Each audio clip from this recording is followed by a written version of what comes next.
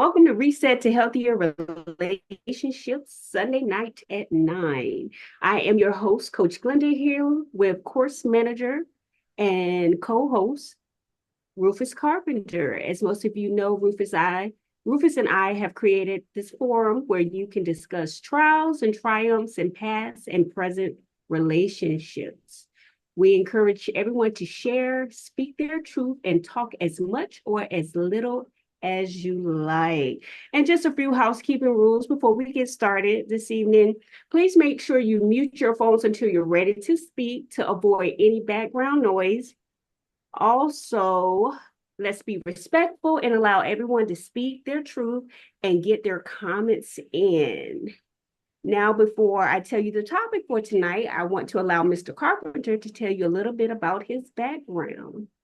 Good evening, everybody. Like she said, my name is Rufus Carpenter, and I come into this relationship space a little different than most. I came in as a little child in a family of 14, living in a 3-bedroom, 1-bathroom house. It seemed like we never had enough.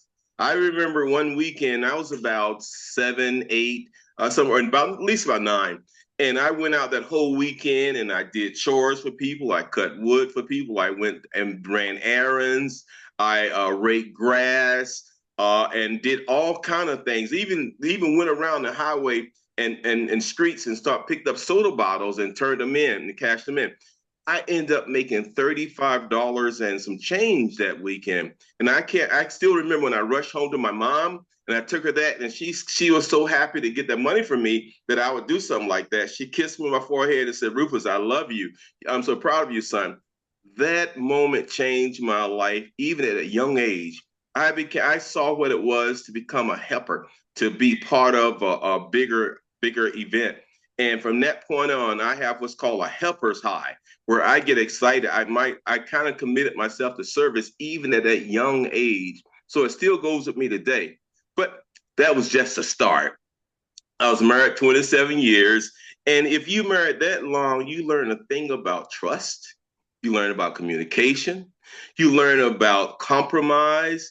And you learn how to really just make a situation where in trust is a big event. But these are the things not so much for a healthy and a successful marriage, but these things are things for a healthy relationship and the human connection. My background didn't stop there.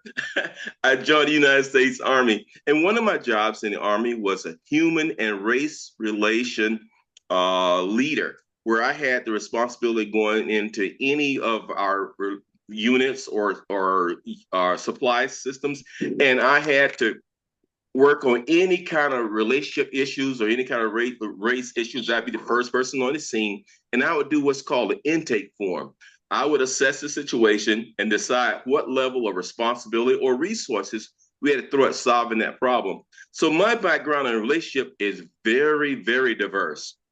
And also, I'm here to represent the male perspective tonight because the container Sunday night at 9 is set up to be more like 20 of your girlfriends in your living room, and you're talking about relationships. You're talking about issues you've experienced or you may have in your current relationship or past relationship. It's like 20 of your girlfriends, and you might be relaxed. You're having a glass of wine. You're creating a safe space. And that sisterhood is so strong that you may not realize that when you share some of your past opportunities and your challenges and some of your past breakthroughs, the sister beside you may be experiencing the same thing. And you just telling your truth gives her the opportunity to realize, wow, if this young lady going through it, I can go through it too. Okay? All right. Tonight is a great night. I saw the curtain behind the topic, which is a great topic. And I'm gonna turn it over to Glenda because I'll talk you to death about this topic tonight. Go ahead, Glenda. Okay, save that energy. Okay. I will. All right. The topic for this evening is love and wellness, the health benefits of healthy relationships. All right. The science behind love and well-being. Love isn't just about romance, it's about well-being. Science, give me one second. Science shows that healthy relationships lower stress, improve heart health, and even help you live longer. For women, thriving relationships, romantic or not, support emotional growth, self-awareness, and overall happiness. But a healthy relationship starts with you. Understanding love and wellness means knowing how love affects your mind, body, and soul. Mr. Carpenter, can you elaborate a little bit more on this root message for this evening? Yes. I guess the short topic would be the science behind love and well-being. If you've been in love before, you know the chemicals that get into your brain, into your system, and you feel strong. You feel so together. This is what the night is about. If you've been in a relationship where you're really at peace and you love yourself and love your partner, life becomes a lot better. You look at life better. You don't have on rose-colored glasses, but your health is improved. And tonight we want to go into that. We want to share, and we want to share what are some of the things that you feel when you're in the right situation, when you're in the right romance, when you're in the right partner, when you're getting the right motivation, when you're being well loved, when you're taking care of yourself, and the partner is loving you, and you loving your partner, and you guys have an excellent union. And also on the flip side is when you got that wrong MF, you know, you know how it's taken and robbing your soul, and how it's pulling you down, and how that is just destroying you. The stress is making you have belly fat, and it's making bags under your eyes. You're not sleeping. We're gonna talk about all of it tonight. So this is a chance for you to share some of the things, and how do you cope with it? Not only we're gonna talk about it, but how do you cope with that? And that's what the night's all about: the science behind love and well-being. Okay, Glenda. All right. So our first illustration for tonight, we have the healing power of love. Imagine two women, Sasha and Renee. Sasha is in a loving, affirming marriage where she feels safe and supported. Renee is in a toxic relationship filled with emotional stress. Sasha sleeps better, has lower blood pressure, and feels at peace. Renee, however, struggles with anxiety and exhaustion. Science confirms this. Unhealthy relationships reduce stress hormones, while toxic ones increase them. I can honestly say this is so true. I experienced this firsthand in my marriage. He stressed me the heck out. I mean, he wanted to spend more time with his family and his friends versus spending time with the family that he created for himself. And it was the worst experience it was the worst experience I've ever had in a relationship. Actually, since it was the first one, I think that was the starting point for my learning about relationships and what was healthy and what wasn't healthy. Being married to him, I started to suffer from high blood pressure, and it was very, very stressful because he was never home. And I know that a lot of you guys have heard my story where we're out of an 8-year marriage, we separated 7 times. Yeah, he was never home. And when he was home, we were constantly at each other's throat, regardless of what the situation was, whether it was just between me and him or whether it had something to do with the children. It was just a very stressful time for me. And that's how I believe that I was able to that's how I was diagnosed, sorry, for have diagnosed with high blood pressure, because my marriage was awful. It was awful. It was toxic. It was very unhealthy. Now, I do want to say, or has anybody experienced a bad relationship where their body, you suffered internally, you was diagnosed with something and it was stress related? If not, don't worry about it Well, as I we guess continue. no, Glenda. I think all of us have. No, even if Yeah, but I wanted them to speak on it individually. I think they will. I think they will. I think as we go on, they will. But this is something that we've all been through. We've all stressed and managed it somehow, form or fashion, because all of our relationships have been up and down. Right. Relationships is ebb and flow. So you have the highs as well as the lows.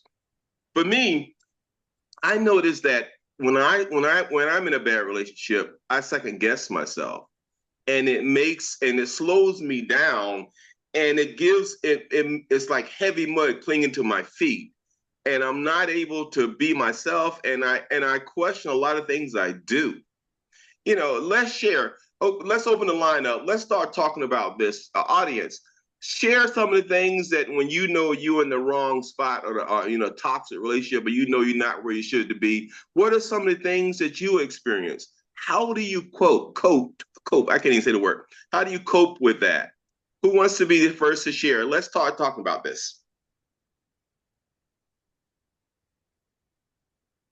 Okay, now, hey, how you doing, Andre? Andre? What do you say, Andre? Because that you typed too fast for me. What are you saying?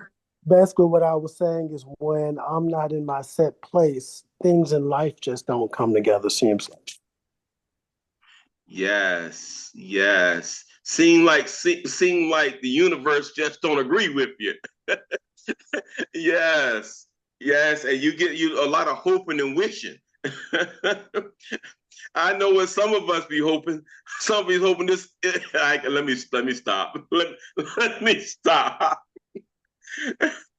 Hey, Sharon. I was about to ask you what you about to say, but the last time I kind of pushed you to tell me what you were talking about, I regretted it afterwards, so I'm gonna let you have that one. Yeah, I'm gonna keep that one. I ain't gonna let that one go. Sharon, what were you sharing, Sharon? What I was basically saying was what Andrea said was true. It just seemed like when you're in a bad relationship, just nothing goes together. Your whole life just seems like it's just about to fall down. Downward slope. Yeah. And you notice in a bad relationship, you can't get no peace, can't get no rest. And it seems like if you do rest, you don't sleep. It seems like you're not getting the benefit of being renewed in that rest. Mm-hmm. Even when you sleep, it seems like you're not renewed. It seems like you just lay down, and it seems like you get up more tired. Mm-hmm. I'm the only one having that issue, or anybody else? I mean, that is true. Everything that you're saying is true. So, someone else said something. Who else said something? That was That you was again, Sharon. Sharon? That was I Sharon. said, I don't know whose fault it is. If it's my fault, I don't have no problem with it. Oh, if If your it's not, fault, you sleep fine, huh? you just fine. I definitely understand that. Understand that. Now that's the negative. That's the negative side of being in a toxic place. Let's talk about being in a great relationship. Because in this relationship, we talked about two people. We talked about the negative side and the positive side. Let's talk about the positive side. Let's talk about when you know you're where you're supposed to be and you're feeling good. Your hormones are there. I think it's dolphins and that those things are really making you feel strong and feel relaxed.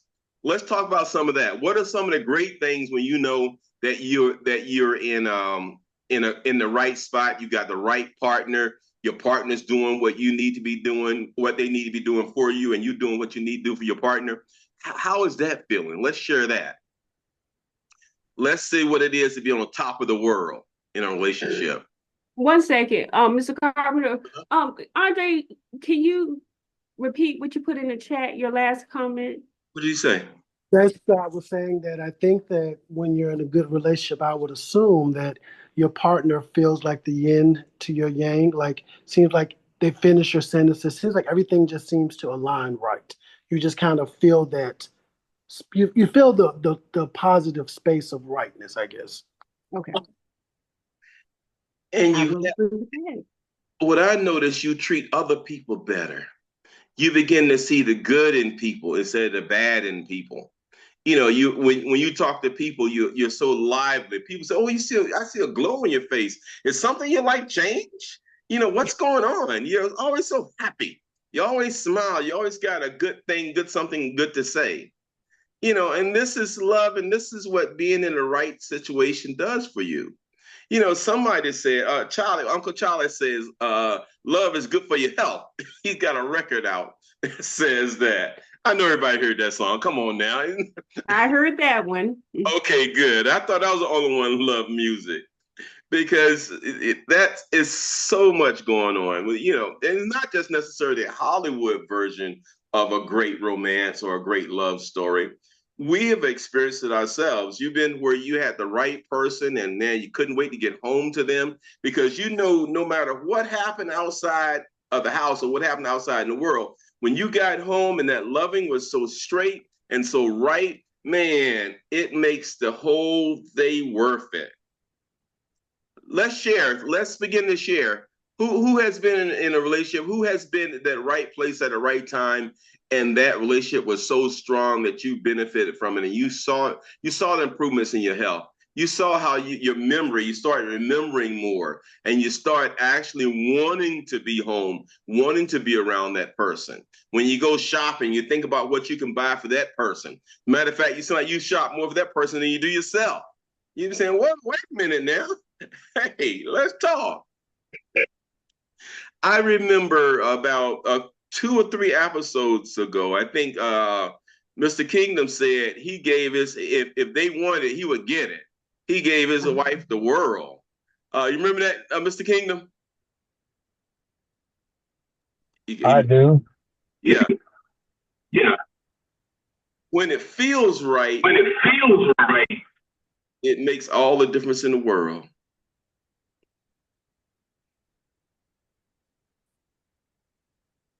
Okay. All right, let's go into number 2. Okay, all right. Mr. Carpenter, let's see. The love hormone effect. When Keisha hugs her partner after a long day, her body releases, let's see, oxytocin, the love hormone. This chemical boosts emotional bonding, reduces cortisol stress hormone, and strengthens her immune system. Women often carry stress from work, family, and societal pressures. Loving, healthy relationships help counterbalance that. Now, and that's pretty much the example that was based off our last example. How does it feel when you're in a healthy relationship?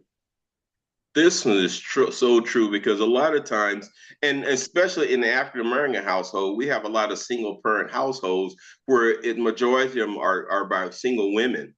And when you're a single woman and I'm not saying I'm speaking for the single women, but I'm saying what I've seen, what I read in studies, that a lot of single women have so much to carry in their relationship that they're stressed out all the time because they have to worry about the job, they worry about the children, they worry about their kids' education. And then if they're going to school too or trying to educate themselves to pull themselves out of the situation, then they got the stress of their educational load. So it's a lot. Then society is a lot hard on especially Black women because it says Black women are so stereotyped as being so tough and can handle anything and everything.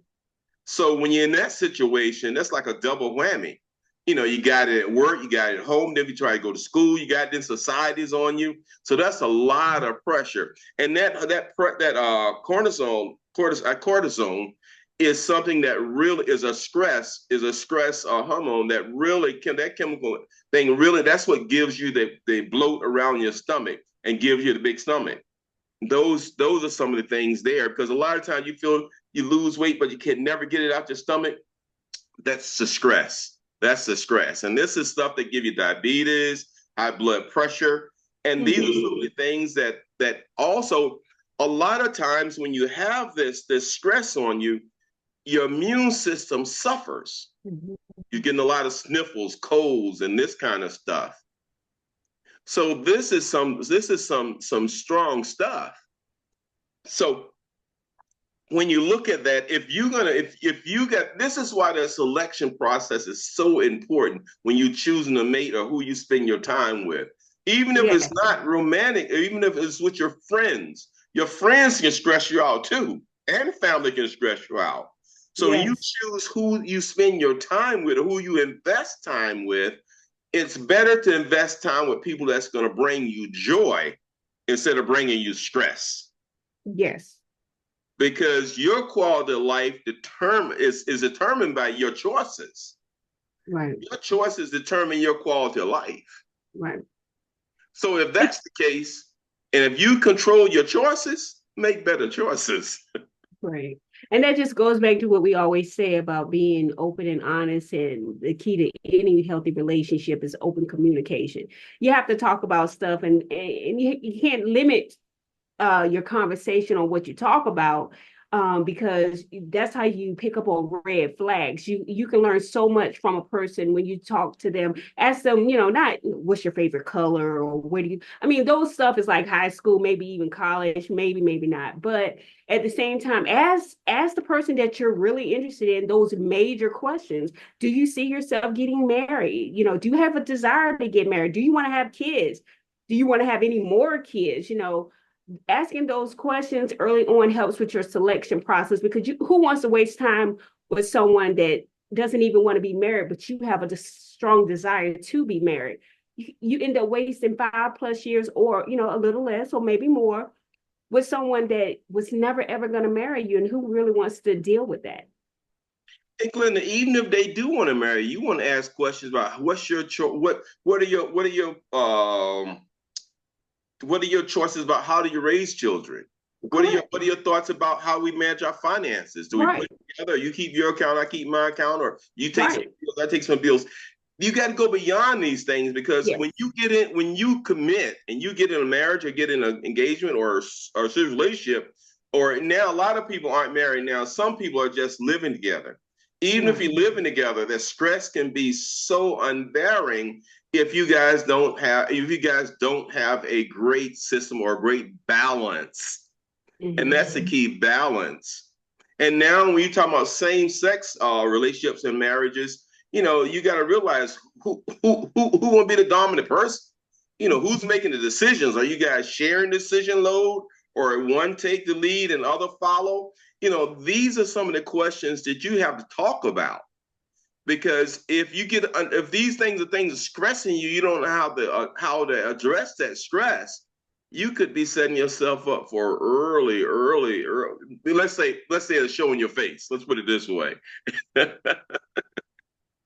I'm a little older than most, so a lot of songs I remember came out of Motown and talked about a lot of relationships.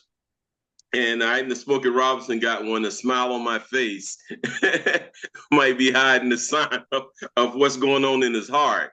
So it's so many things that when you talk about the well-being and the science behind love and well-being, your emotional health is a major part of your physical health.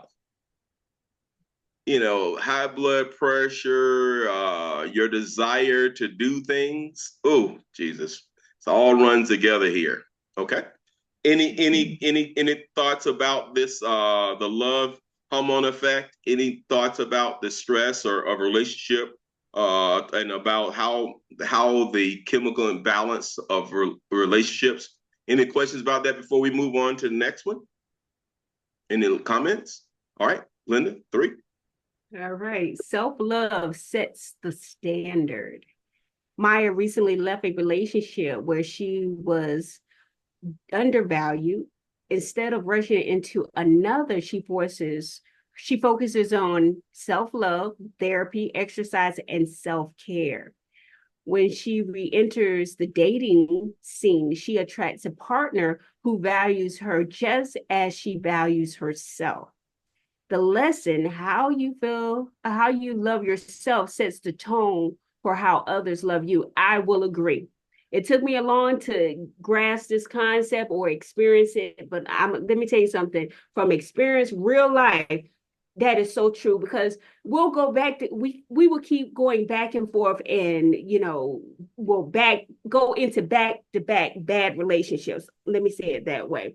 And we never focus on ourselves after we come out one bad relationship. We just immediately jump into another relationship, and it's one bad relationship after the next. And before you know it, you lose yourself. You don't know what makes you happy, what makes you sad, what are your triggers, what do you need to look out for moving forward. We just spend more time and we put more energy into going into back-to-back bad relationships, which is Yeah, that's toxic for yourself alone. That has nothing to do with nobody else or any of your past relationship.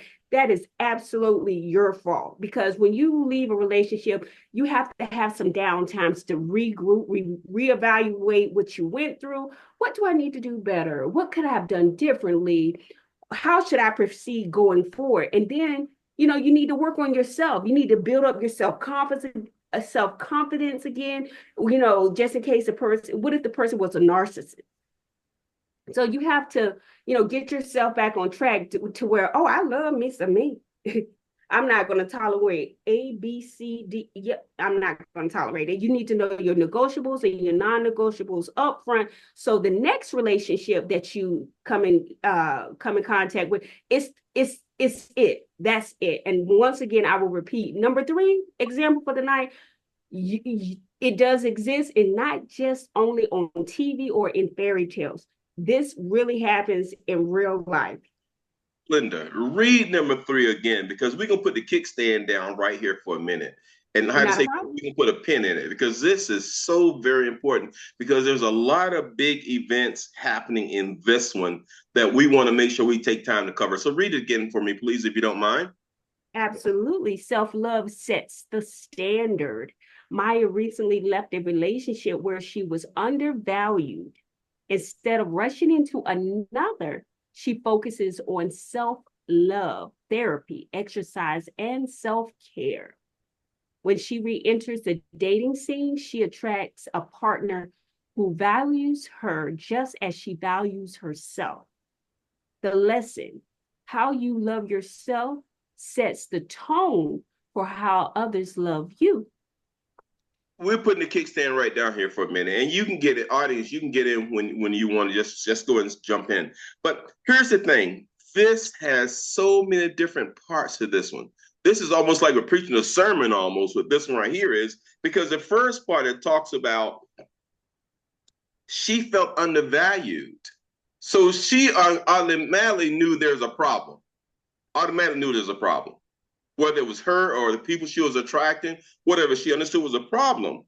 So instead of rushing into another relationship, she says, I got to focus on my self-love first. If the problem's me, I'm going to work on me first. And it's the first thing she did, she went and got a therapist. She went into therapy because she realized she couldn't sort it out for herself, because Einstein said the same mind that got you in trouble is not the same mind that's going to get you out of trouble. So she needed somebody to help her sort through it. So she got a therapist. There's nothing wrong with getting outside help sometimes. Now, this container Sunday night at 9 is great, because you can talk some of the things you can share, and you got about 6, 8 to 10 people, 12 people on the line that can help you sort through it and give their input. But a lot of times you have to go to professionals. Sometimes you can go to your girlfriend, your confidant. You can go to your best buddy. You can go to your Aunt May or Uncle Sam. You can go to different people and get it. But no matter how you get that support or that help or get that input, please seek it. Because you can't get yourself out of the mud or get yourself out of the ditch if you don't have the right equipment to pull you out. Right. You don't want to stay in the ditch, okay?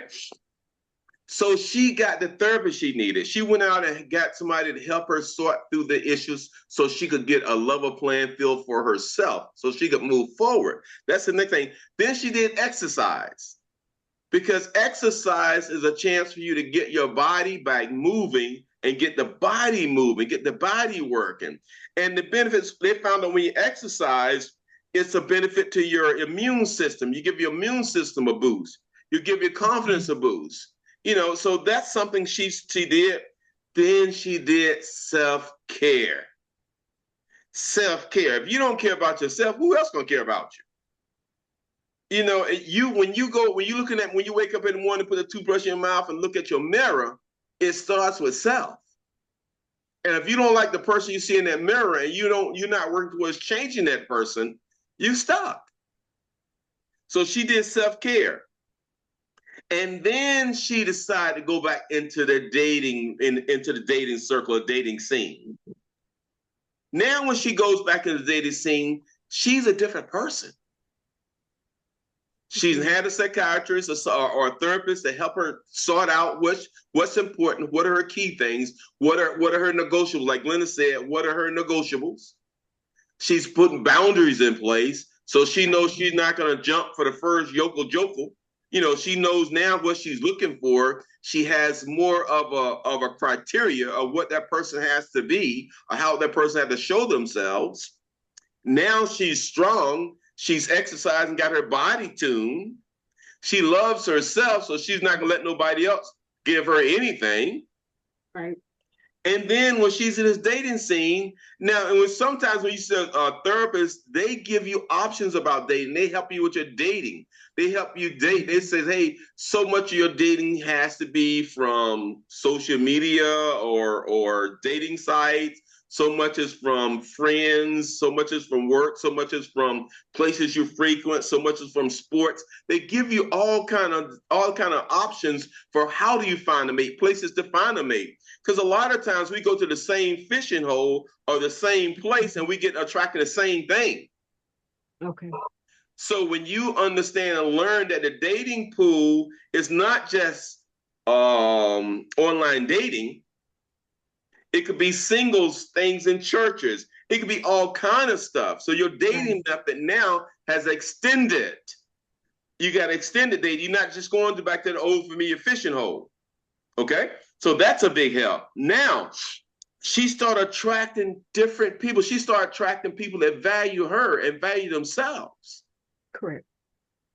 And they've got something that says, and they call law of attraction. Now, I'm not a law of attraction expert, but they said sometimes that the universe will only give you what you're ready to accept. And that's the law of attraction stuff. And I'm just bringing it up. Sometimes the universe will give say that again. It's called what? Law of attraction. Law of attraction. Yeah, and it says that the universe will give you what you're ready for, what you deserve, kind of thing. And some people say prayer. I can pray on it. God know my heart. He give me desires of my heart. So you can look at it any way you look at it, because we deal with a lot of different people in this arena. So that's why I want to make sure I'm giving you all the options. Okay. So then when she finds someone, she found someone that was more in tune with her. And then the lesson of this is you have to love yourself and set standards for yourself before you set standards for other people. Because a lot of times your boundaries are just as much for you as they for the other person. Because if you start letting your own boundaries down, Lord help you. Because sometimes people will have you drop your boundaries and have you wither away at your own boundaries so they can get in where they don't fit. Right. Sure. Okay. Let's talk now. Now we want you to share, audience. We want you to get involved. Now let's talk about this one, because this is a good one. Let's talk about this. How do you negotiate this number 3? This example number 3. What's your version of self-love? How do you get back out there? How do you, once you fell off the horse, how do you get back on the horse? All right, let's start talking, audience. Your turn to share. Now, everybody don't speak all at once. Okay, I'm the only one that had ups and downs, huh? No, you're not. Trust me, you're not the only one. I think we've all experienced that. It's got to be. Okay, life is a leap. Okay, Andre, we got to get you to help us out. Explain, because a lot of us might not know what life is. I think I understand what life is a leap is, but some of us don't understand that risk and reward kind of deal. You want to share, Andre? I'm saying that, once you fall, you just kind of dust yourself off and just try again. You leap out there again. Yes. Yes. And some people's call it a risk and reward type deal. You'll never get rewarded until you take some risk.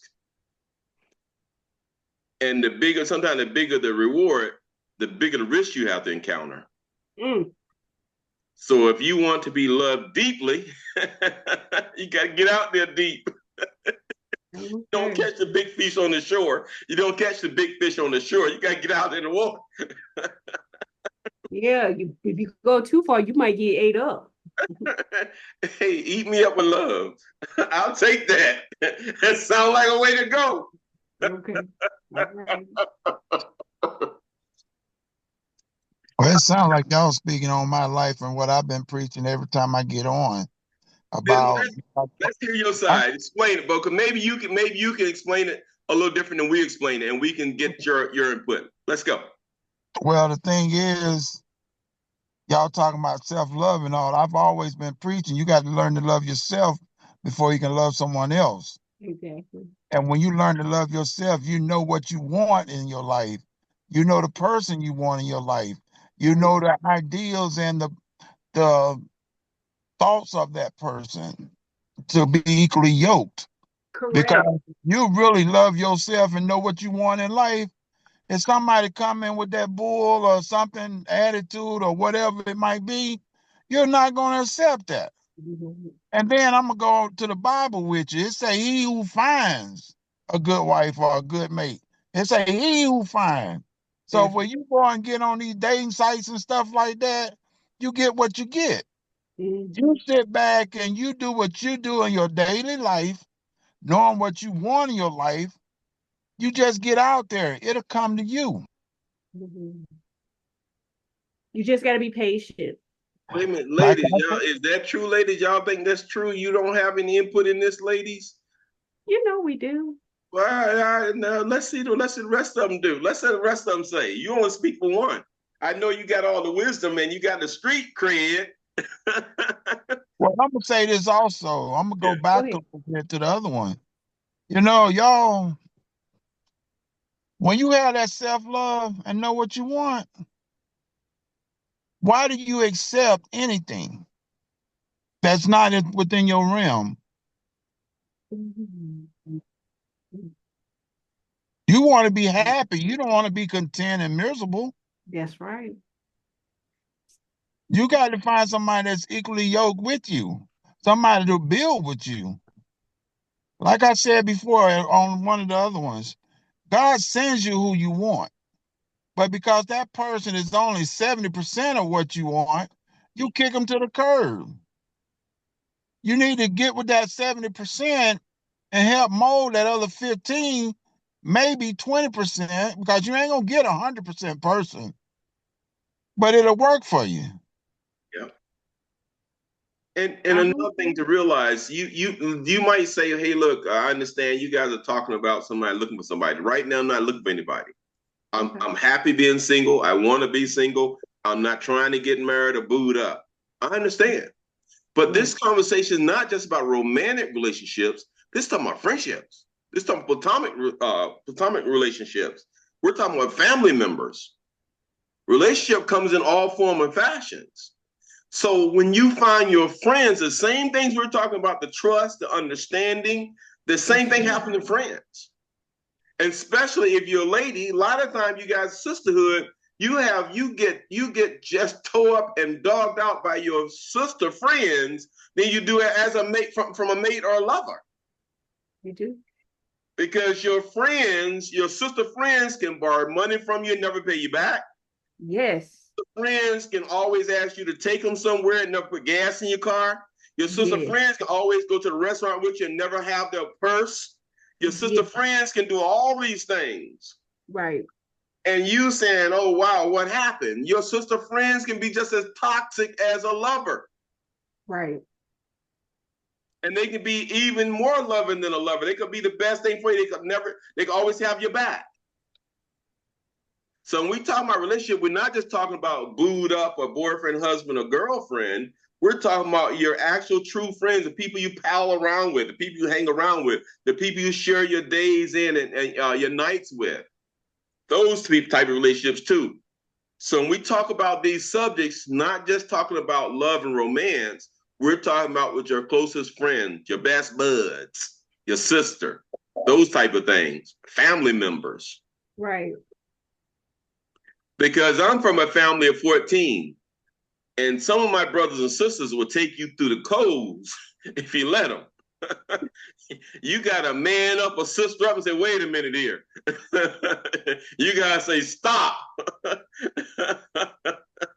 Because if you don't, they'll run you ragged. So when we talk about this, we sharing those type of things too. Okay. Any more comments about this before we go to the next example? This is example 3, which is talk about self-love. It sets the standard. Because first you got to love yourself before you can love me. Because if you don't love yourself, you're going to turn me up. You're just going to mess me up. You're going to put me in a pickle. So I want to make sure you love yourself first. And loving yourself, that's not being selfish. No, it's not. So understand, it's not being selfish to love yourself. Okay? Any more comments before we go into 4? Well, I did want to say, who is that? Go first. Go ahead, Bo. Just because you love yourself don't mean it's selfish. Knowing loving yourself means that you know what to expect and what you want. That don't mean you're selfish, because I love myself to the highest. Right. But give my heart and my shirt off my back, I'm still there 50-50 and sometimes 120. So don't take being loving yourself as being selfish. That's totally different. Right. Mm-hmm. Okay, Glenda. It's just like doing an outline, Rufus. It's just like doing an outline. Like I've always said, it's 3 things. You got to have sacrifice, determination, and patience. So it's just like doing an outline. You pick a goal in your life, what you want, and you work towards it to achieve it. If somebody come in being toxic, they're not helping your goal. They're not helping you reach your goal. So what you do, you got to wean them out. That person will come and help you. He will. Yeah. Here's what I know. Here's what I noticed. A lot of us will have lovers or friends that will dog us out, that we know aren't good for us. And we'll talk about our friends or our lover behind their back to other friends and other people, but won't say a doggone thing to them. It might be pointless. They might not be receptive to what you're saying. It go through one ear and right out the next. Sometimes it's just pointless. In your life. Well, yeah, but they probably have limits too when dealing with people like that. All right, go ahead. But You want to say something? when you know what you want, mm-hmm. when you got that self-love or love yourself, when you with somebody, they don't know what they're doing sometimes. Sometimes. So you got to let them know. Mm-hmm. You got to let them know. And a person only going to do to you what you allow them to do. Exactly. So therefore, if you love yourself and know what you're going to do, and it don't have to be no independent person, mm-hmm. you understand? You let them know what your boundaries is. You Right. let them know what those, let me see, what y'all call it, your deal breaker is. Right.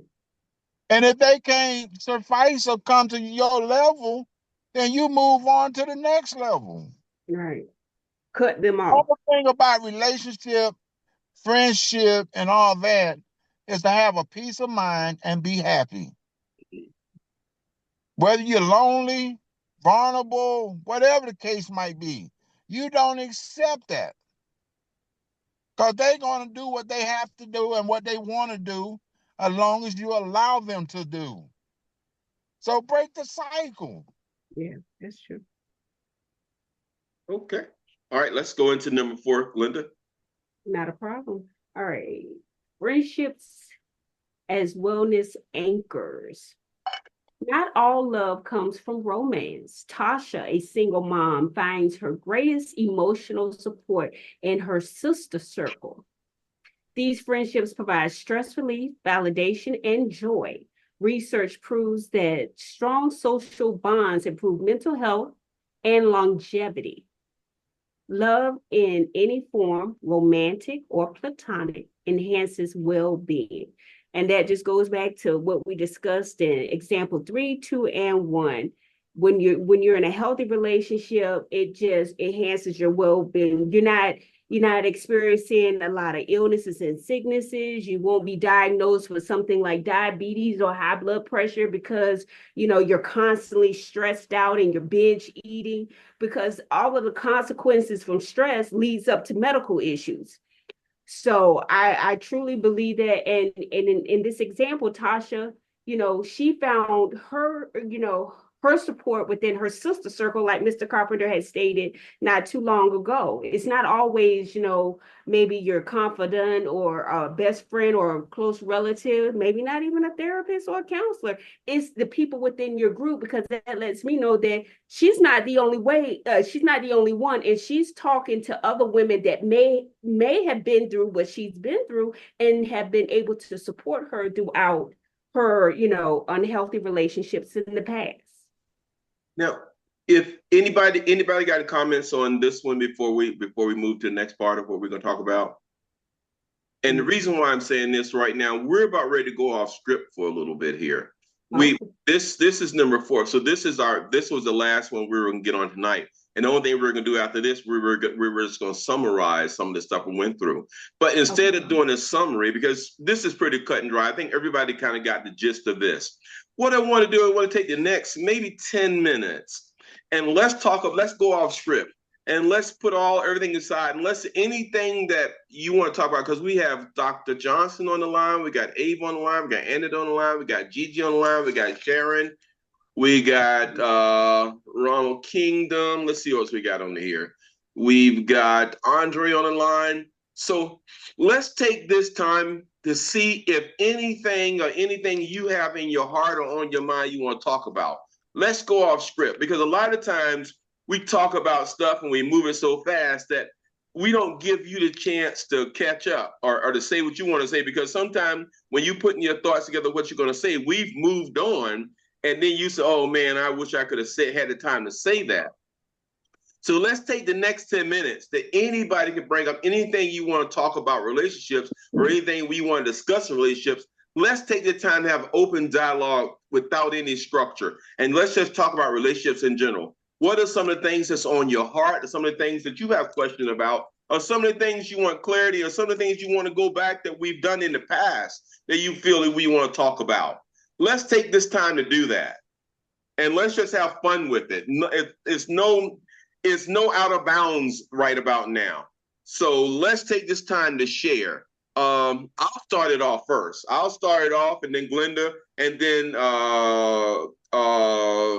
Kingdom, and then Annette, and then Sharon, then Gigi, and then Dr. Johnson, and then Ava, if you want to, because you don't talk much. If you want to, you can. If you don't, you don't have to. No one have to talk. Let me make this clear. You can get, because this thing is, you can get in as much or as little as you want, so nobody have to talk. But this is the route we want to take. I want to go first, Glenda second, Kingdom next, then Annette, then Sharon, then Gigi, then Dr. Johnson, then Ava. If you don't want to say anything in yours, just say pass, or just don't say anything, then we go to the next person, okay? Fair enough? What I want to talk about, we got somebody brand new just came on. Who was that? No, that was Gigi. Okay. All right. So I want to go back, since we talk about the science. So since we talk about the science, I think the second topic was the science behind love and well-being. So I want to talk about the science of love pretty good, because I want to talk about relationships. Because whenever you have a relationship, there's 5 different stages of relationships. So that's what I want to bring to the table tonight. I want to bring that. And the first relationship, when you first see somebody, when you first see them and you look at them, oh man, you focus on them and you say, oh man, that's a beautiful person, a beautiful guy, or I'm interested in them, or I feel something here.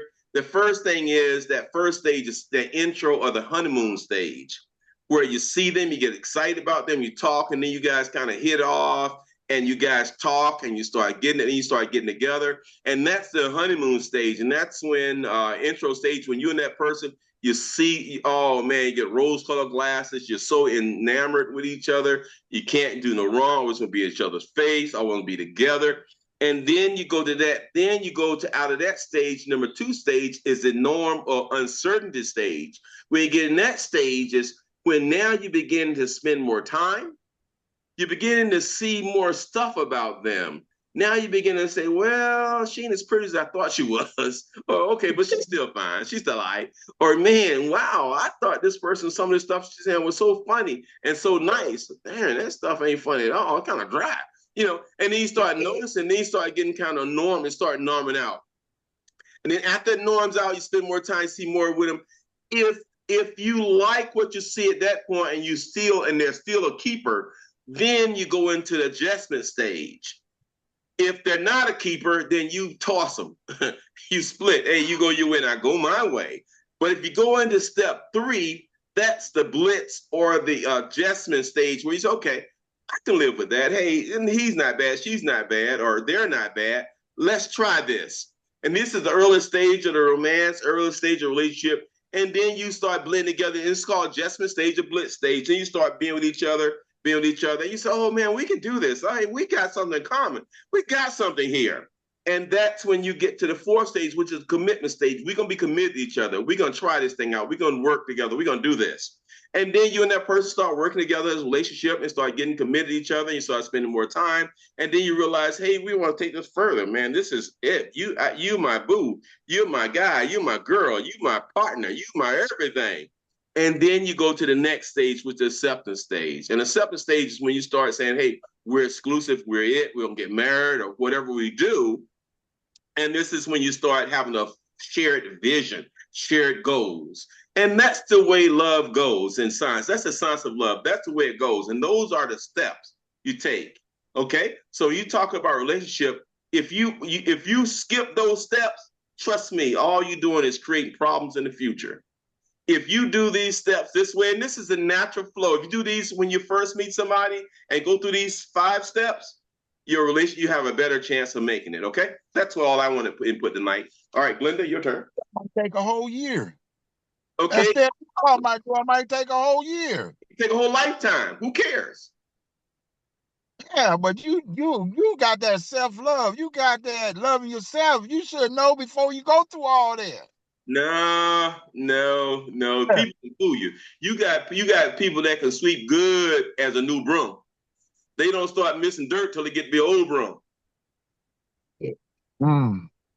Yeah, right, but you said before then. All right. Go, anything else, Mr. Kingdom, before Glenda goes? Wait a second, Mr. Kingdom. What did you say? What's the last thing you said? Go, Glenda. Right